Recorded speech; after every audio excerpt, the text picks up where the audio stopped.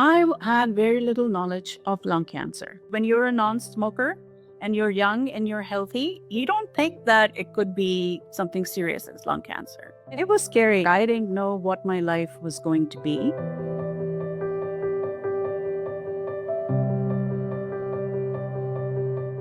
Originally from India, Ruchira has always loved traveling. I think it's just about, new cultures, experiencing new places, new people. I enjoy the outdoors, nature, walking, hiking, photography.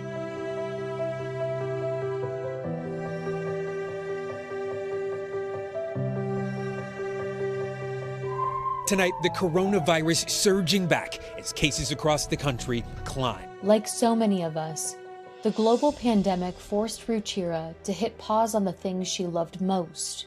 But just as we were finally reaching the tail end of lockdowns and looking forward to a little bit of normalcy, Ruchira's life took another unexpected turn. It started with a nagging cough, one that simply wouldn't go away. So it was my dad who was the first person who actually noticed it, and he told me about it. And he said, maybe you should go to the doctor and have it checked out. So I didn't pay any attention to it because, I was healthy. I had no health conditions. I was, didn't feel any other symptoms either. And the cough was very mild. And it was intermittent too. So it wasn't like it was persistent or anything. Then a year went by, I had COVID.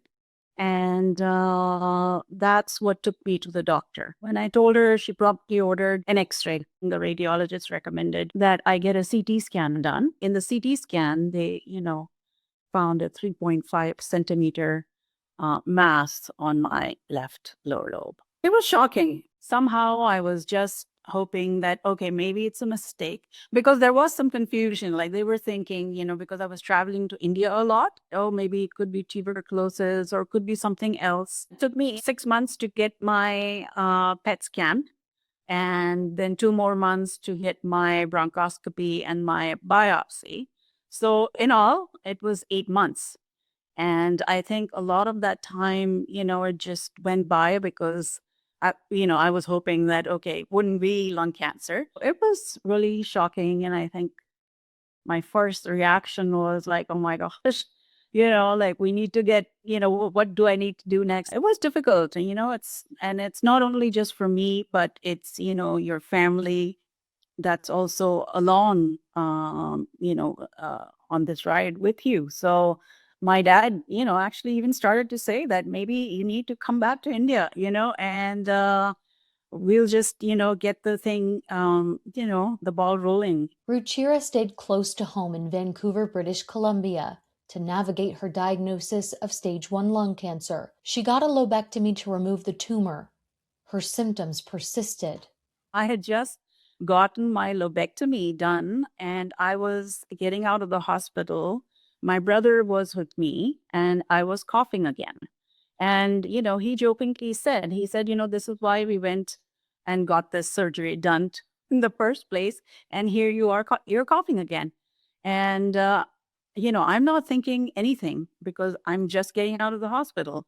So then when I had my follow up with my surgeon, I obviously told him about this. And, his thing was that, it's a thing that some patients face after they have a lobectomy and that, to just give it time and that it would get better. So I had low body fever and the cough, then just, I was coughing nonstop from morning till night. I mean, it was so bad that I couldn't even talk to anybody.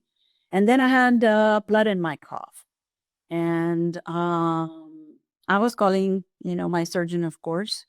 And then, he began ordering tests again.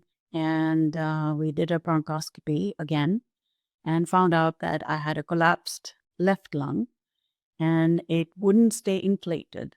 And that, there was another tumor and the cancer was back. And then we did a PET scan and found out that it was stage 4. And it was just so mind boggling,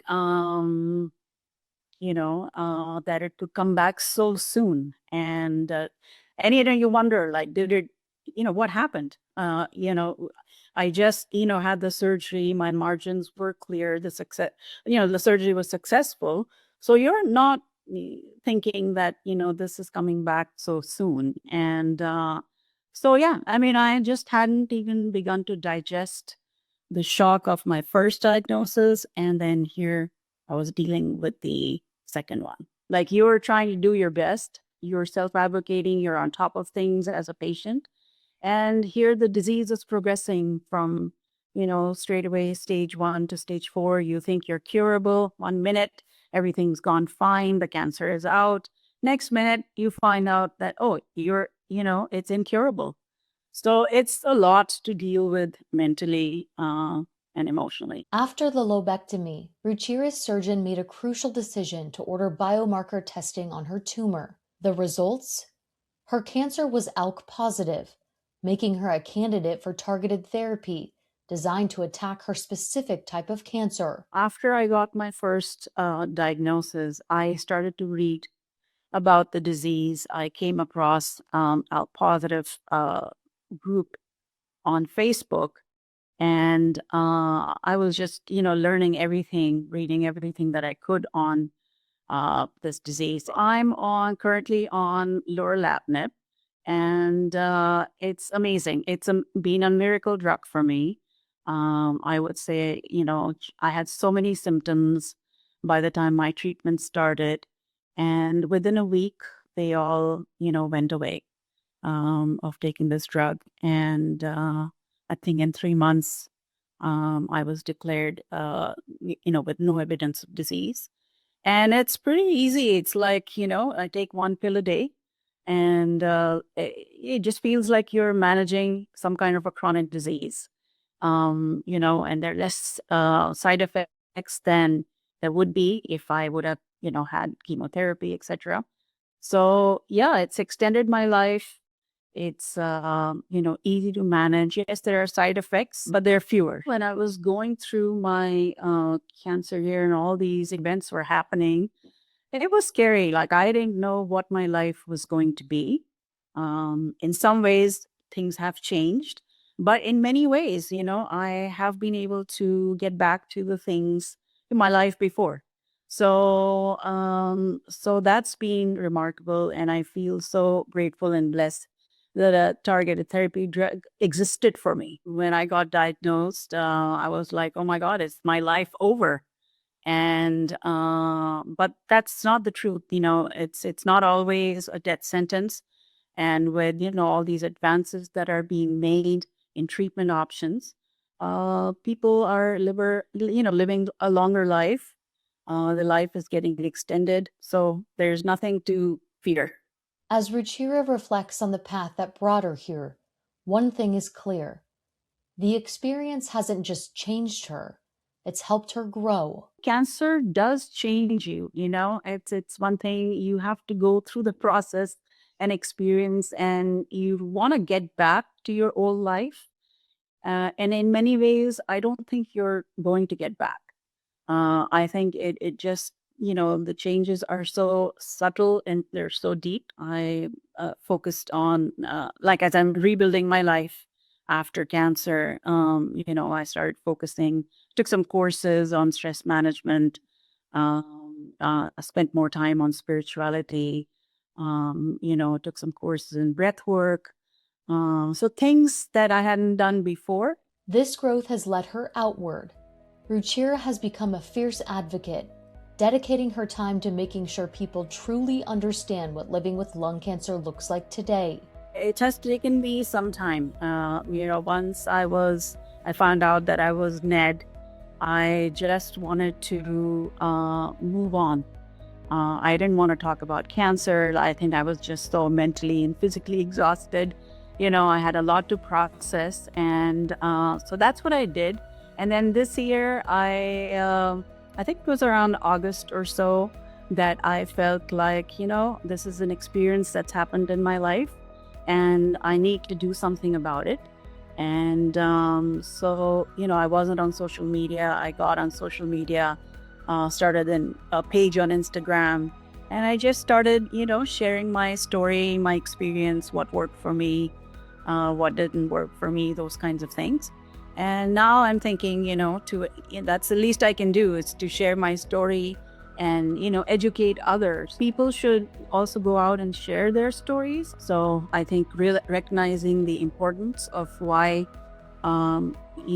there's every story matters. I think that's key. And, it gives hope to patients, makes them feel less alone, gives data to the medical community, the researchers, and it's important for funding. So the people should share their story like I am right now. As a cancer survivor myself, Ruchira, thank you so much for sharing your story with us. And if you want to learn more about lung cancer, we've queued up our lung cancer playlist here. And please make sure you subscribe here to join the patient story community, where we're humanizing cancer one story at a time and always reminding people you're never alone.